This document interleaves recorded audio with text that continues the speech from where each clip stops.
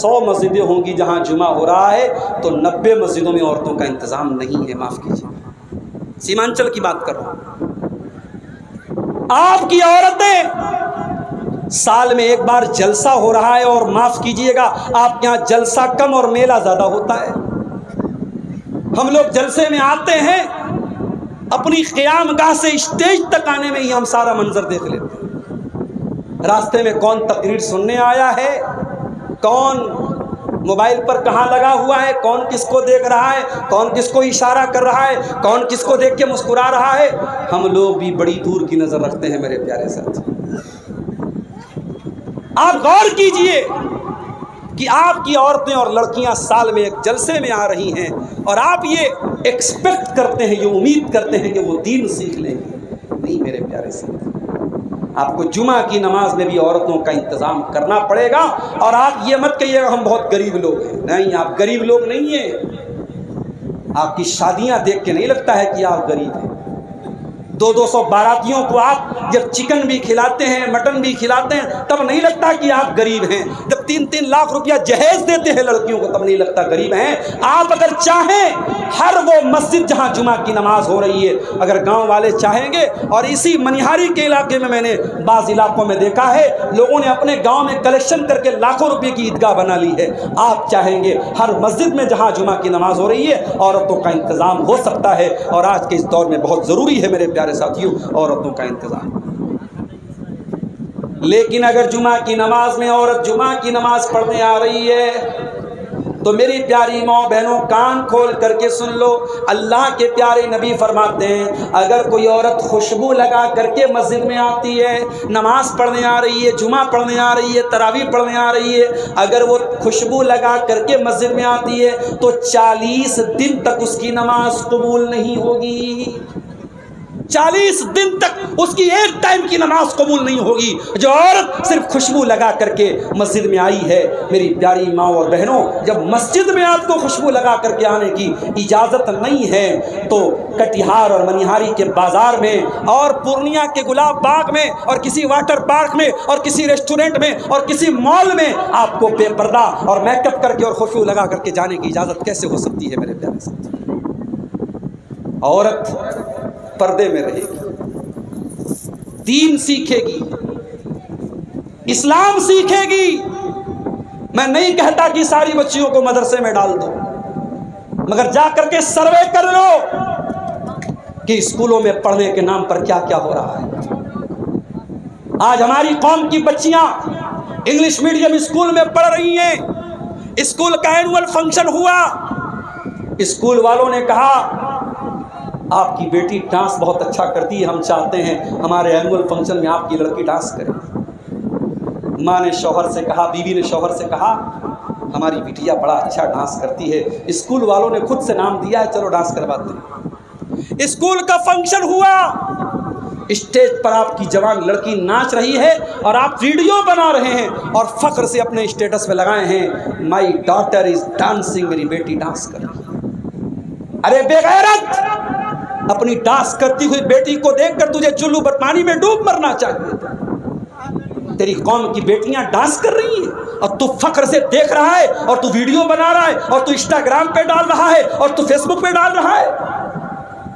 اور معاف کرنا، یہ کام ابھی تک تو انگلش میڈیم اسکول والے کرتے تھے، اب مدرسے والے کہاں پیچھے رہیں گے. اب مدرسوں میں بھی یہ کام ہو رہا ہے، بڑی بڑی بچیوں کو اسٹیج پہ لایا جا رہا ہے اور ڈانس تو نہیں ہے، ایکشن ہو رہا ہے، ایکشن. شراب کا نام بدل کے وسکی رکھ دیا جائے، رم رکھ دیا جائے، بیئر رکھ دیا جائے تو شراب حلال نہیں ہو جائے گی. یہ ڈانس کو آپ ایکشن کا نام دے تو ڈانس صحیح نہیں ہو جائے گا. ٹھیک ہے، بچی آ رہی تھی، وہ مائک پر آ کے اس نے نعت پڑھ دی، حمد پڑھ دی، اس نے کوئی چھوٹی سی تقریر کر دی، وہاں تک تو ٹھیک تھا. یہ ایکشن کے نام پہ کون سی بلا آ گئی بھائی؟ لڑکیوں کو تعلیم دو میرے پیارے ساتھیوں، تعلیم کے نام پہ ان کی عزت کا جنازہ مت نکالو. اور کان کھول کے سن لو، اس امت کی عورتوں نے ہر دور میں دین کی تعلیم کا جھنڈا بہت بلند کیا ہے. اگر آپ کو میری بات میں شک ہے تو جائیے حضرت عائشہ کی زندگی کے بارے میں پڑھ لیجیے، اور کبھی موقع ملا انشاءاللہ تو اسی सीमांचल के इलाके में तकरीर का तो मैं वादा नहीं करता, जुमा के खुतबे में एक मौजू रखूंगा, हज़रत आयशा की पूरी सीरत बयान करूंगा। वैसे यूट्यूब पर मैं बनारस में तकरीर कर चुका हूँ, यूट्यूब पर मौजूद होगी, लेकिन आपके इलाके में शायद इस मौजू पर मैंने तकरीर नहीं किया है। हज़रत आयशा की पूरी ज़िंदगी के बारे में, क्या इल्म था, क्या नॉलेज थी, क्या ज्ञान था। बड़े बड़े सहाबा कहते हैं जब हमारे ऊपर मुश्किल आती थी, हमें कोई मसला नहीं समझ में आता था, हम हज़रत आयशा से सवाल किया करते थे, और हज़रत आयशा जब जवाब दे देती थी सबका मुंह बंद हो जाता था। इतनी नॉलेज अल्लाह ताला ने हज़रत आयशा को दी थी। ओ मेरी प्यारी बहनों, तुम्हारे लिए आइडियल न तो सानिया मिर्ज़ा हैं, न बॉलीवुड की हीरोइन हैं, न क्रिकेटर्स हैं, आपके लिए आइडियल ख़वातीन अगर हैं, मेरी प्यारी माँ बहनों, इस उम्मत की सबसे बेहतरीन औरतें हैं, नबी की बीवियाँ हैं, अल्लाह के प्यारे नबी की बीवियाँ हैं, ये इस उम्मत की सबसे आइडियल औरतें थीं। मेरी प्यारी माँ बहनों, आज ज़रा सी शौहर की कमाई में कमी आ जाए, आपके माथे पर बला जाता है, आपकी पसंद की साड़ी शौहर न दिलाए, आपकी पसंद का सूट न दिलाए, आपकी पसंद का खाना घर में न बने, तो आपको गुस्सा आ जाता है। मेरी प्यारी माँ बहनों, कभी मौका मिले अल्लाह के प्यारे नबी की बीवियों की हालात भी पढ़ लीजिए। हज़रत आयशा अपने भांजे उर्वा से कहती हैं, ऐ उर्वा, हम आसमान में एक चाँद देखते थे, दूसरा चाँद देखते थे, तीसरा चाँद देखते थे, 2 महीने गुजर जाया करते थे। वमा यूक़दु फी अबियात रसूलिल्लाह सल्लल्लाहु अलैहि वसल्लम नार, अल्लाह के रसूल के घर में 2 महीने तक चूल्हा नहीं जलता था। 2 महीने तक नबी के घर में चूल्हा नहीं जलता था। हज़रत उर्वा ने पूछा, या खालतो फमा कान युईशुकुम, ऐ खाला जान, जब चूल्हा नहीं जलता था, जब खाना नहीं बनता था, तो 2 महीने तक आप लोग कैसे रह लेते थे? फरमाया, अत्तम्र वल मा, खजूर खा करके और पानी पी करके अल्लाह के नबी के घर वाले और अल्लाह के नबी की फैमिली गुजारा कर लेती थी। मदीना आने के बाद कभी अल्लाह के प्यारे नबी के घर में लगातार 3 दिन तक गेहूं की रोटी नहीं बनी। ये लाइफ स्टाइल था अल्लाह के नबी की बीवियों का। मेरी प्यारी माँ बहनों, अगर ऐसी ज़िंदगी आपको गुजारने दे दी जाए, आप तो 1 हफ्ता नहीं रह पाएंगी। नबी की बीवियों ने सारी ज़िंदगी नबी के साथ गुजारा किया, कभी लब पर कोई शिकवा न लाई, कभी ज़ुबान पर कोई शिकायत नहीं लाई। एक मर्तबा, आज मैंने घड़ी नहीं लगाई है, टाइम ज़्यादा हो जाए तो पता है 12 बज चुके हैं, मेरे निकलने का भी टाइम हो रहा है। मदरसा वालों के पास ज़मीन नहीं है, चंदा कराना है, भैया चंदा कराना बड़ा मुश्किल काम है। और यूट्यूबर्स भाइयों ने तो वो भी नहीं छोड़ा, अब चंदा करा रहे उसका भी वीडियो बना रहे हैं। फेसबुक पर एक साहब ने चंदे वाला वीडियो डाल दिया, हमसे लोग पूछने लगे, आप सीमांचल में चंदा करा रहे हैं?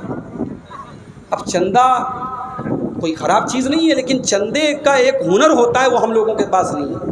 वो जो हमारे हज़रत अली साहब हैं, अख्तर आलम मिफ्ताही साहब हैं, और भी जो बंगला मुकर्रीन हैं, वो बेचारे चंदा लोगों को पकड़ पकड़ के, दबाव डाल के, ज़ोर डाल के, जो 5000 लेने वाला उसकी जेब से 10,000 निकलवा लेते, वो सब हुनर हम लोगों के पास नहीं है मेरे भाई। हम ज़ुबान से कह सकते हैं, टाइम हमारे पास कम है। मैं तकरीर के आखिरी पॉइंट पर हूँ, 5 मिनट आपके सामने रुकूंगा तकरीर ख़त्म करके।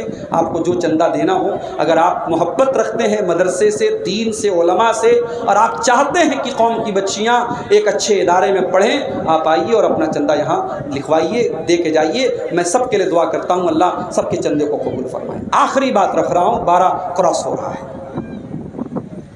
मैं बात ये कर रहा था औरत की तालीम के बारे में, हज़रत आयशा के बारे में मैं बात कर रहा था। हज़रत आयशा, बाप बीमार है, हज़रत अबू बकर सिद्दीक बाप से मिलने के लिए। बड़े गौर से सुनना मैयारपुर वालों, हज़रत आयशा अपने अब्बा जान अबू बकर सिद्दीक से मिलने के लिए गई। अब हज़रत अबू बकर का आखिरी टाइम है। जब बाप ने बेटी को देखा, बेटी कोई मामूली बेटी तो नहीं है, नबी की सबसे प्यारी बीवी है। हज़रत अबू बकर ने पूछा, ऐ बेटी, ये बता कि जब अल्लाह के नबी का इंतकाल हुआ था तो आपको कितने कपड़ों में कफनाया गया था? कहा कि अब्बा जान, कुफ़िन रसूलुल्लाह सल्लल्लाहु अलैहि वसल्लम फी सलासत बीज़िन सुहूलियतिन, अल्लाह के प्यारे नबी को 3 कॉटन की चादरों में, 3 सूती कपड़ों में कफनाया गया था। کہا کہ اے میری بیٹی، یہ میرا کپڑا رکھا ہوا ہے، وہیں پر سفید رنگ کا ایک کپڑا رکھا تھا جو بیماری کے دنوں میں حضرت ابوبکر پہنا کرتے تھے، اس پہ داغ دھبے بھی لگے تھے۔ کہا اے میری بیٹی، ایک کپڑا یہ لے لینا اور 2 کپڑا اور لے لینا، اور نبی کی سنت کے مطابق مجھ کو بھی 3 کپڑوں میں کفنانا۔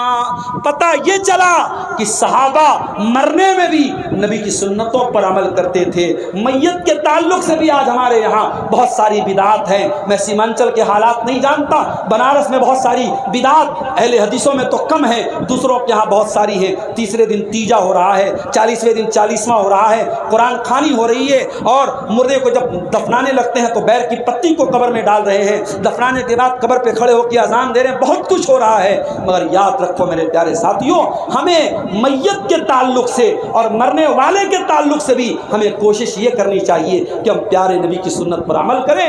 حضرت ابوبکر نے کہا کہ میری بیٹی، جب نبی کے کفن میں 3 کپڑے تھے تو میرے کفن میں بھی 3 کپڑے۔ سبق یہ ملا، میارپور کے غیرت مند مسلمانوں، ہم کو سبق یہ ملا کہ بیٹی کو اس لائق بناؤ کہ بیٹی سے باپ مسئلہ پوچھنا پڑے تو باپ بیٹی سے مسئلہ پوچھے۔ اپنی بیٹیوں کو اس قابل بنا دو کہ جب کبھی زندگی میں مشکل ٹائم آ جائے تو آپ کی بیٹیاں آپ کو مسئلہ بیان کریں۔ اور ابھی گلاسی چوک پر ایک صاحب مجھ کو ملے، کئی بیٹوں اور بیٹیوں کے باپ ہیں، ان کی ایک بات مجھے بڑی اچھی لگی۔ انہوں نے کہا مولانا صاحب، میری ایک ہی تمنا ہے، جب میرا انتقال ہو جائے میرے جتنے بیٹے ہیں ہر بیٹا اس لائق ہو کہ اپنے باپ کا جنازہ پڑھا سکے، وہاں یہ دیکھنا نہ پڑے کہ باپ کا جنازہ کون پڑھائے گا۔ مولوی صاحب، میں ہر بیٹے کو عالم دین بنا رہا ہوں، ہر بیٹے کو حافظ قرآن بنا رہا ہوں، ہر بیٹے کو اس لائق بنا رہا ہوں کہ وہ بیٹا میرے جنازے کی نماز پڑھا سکے، ہر بیٹی کو دین کا علم دے رہا ہوں تاکہ کل جب میں مر جاؤں میری بیٹیاں میرے لیے دعا کر سکیں۔ میرے پیارے بھائیوں، یہ سوچ ہر ماں کی ہونی چاہیے، یہ سوچ ہر باپ کی ہونی چاہیے۔ اپنی اولاد کو علم دین سکھاؤ میرے ساتھ۔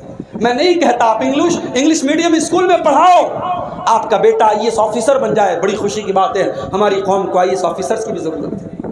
آپ کی بیٹیاں ڈاکٹر بن جائیں، ہماری قوم کو لیڈیز ڈاکٹر کی بھی ضرورت ہے۔ آپ کے بچے وکیل بن جائیں، ہمیں اپنے کمزور اور مظلوم بھائیوں کا کیس لڑنے کے لیے اچھے وکیلوں کی بھی ضرورت ہے۔ لیکن معاف کرنا، ہمیں وکیل وہ چاہیے جو رشوت نہ لے، ایماندار ہو، اللہ سے ڈرنے والا ہو۔ ہمیں ڈاکٹر وہ چاہیے جو مریضوں کا خون نہ کرے، مریضوں کا خون نہ چوسے، جو ایمان۔ ابھی لکھنؤ کا ایک ڈاکٹر ہے، سرجن ہے، ماشاءاللہ چہرے پر داڑھی بھی ہے، تہجد پڑھتا ہے، اور جب مریض کا آپریشن کرتا ہے، مجھے لکھنؤ کے ایک صاحب نے بتایا مولانا صاحب اتنا بہترین ڈاکٹر ہے کہ آپریشن کے پہلے 2 رکعت نماز پڑھتا ہے، اور آپریشن کے وقت یہ کہتا ہے کہ دیکھو بھائی، میں معالج ہوں، میں سرجن ہوں، میں علاج کر رہا ہوں، لیکن شفا اللہ کے ہاتھ میں ہے، اور 5 ٹائم کا نمازی ہے، سوموار کو نفل روزہ رکھتا ہے، جمعرات کو نفل روزہ رکھتا ہے۔ آج ایسے ڈاکٹر بھی ہماری قوم کو چاہیے میرے پیارے ساتھیوں، جو دیندار ہوں۔ آج ہمارے قوم کو اچھے وکیل بھی چاہیے، آج ہمارے قوم کو اچھے پولیٹیشینز بھی چاہیے جو ایماندار ہوں، جو نیک ہو، جو دیندار ہوں۔ میں تعلیم سے منع نہیں کر رہا ہوں، لیکن ہاں، مکان کی فاؤنڈیشن مضبوط ہونی چاہیے۔ اپنے بیٹوں اور بیٹیوں کو دین کی تعلیم دو میرے پیارے ساتھیوں۔ ہم اللہ سے دعا کرتے ہیں رب العالمین ہمیں اپنی بیٹیوں کو دینی تعلیم دینے کی توفیق عطا فرما۔ العالمین، یہ مدرسۃ روضۃ البنات جو اس علاقے کا ایک مدرسہ ہے، اور بھائی نے کہا کہ مدرسے کے پاس زمین نہیں ہے، میں آپ سب سے اپیل کرتا ہوں، آئیے اللہ کے اس دین کے درسگاہ میں اور اس علم کے مرکز میں اپنی گاڑی کمائی میں سے آپ جو بھی دیں گے، 1000 500 10,000 5,000 جو بھی دیں گے، آپ کا یہ چندہ انشاءاللہ ذخیرے آخرت بنے گا۔ آج دنیا میں لوگ پوچھتے ہیں کہ ہمیں کوئی ایسا انویسٹمنٹ بتا دو جہاں ہم 10 روپیہ لگائیں ہم کو 100 روپیہ مل جائے، ڈبل مل جائے۔ میرے بھائیوں، آخرت کا یہ انویسٹمنٹ ہے، یہاں آپ جو پیسہ لگائیں گے اپنے لیے وہ انشاءاللہ آخرت میں ذخیرہ بنے گا۔ اللہ تعالیٰ، یہ دیکھیے کسی بھائی نے یہ پیسہ، میں نام نہیں لے پاؤں گا، ٹائم کم ہے، نکلنا ہے، آپ بغیر نام کے آئیے۔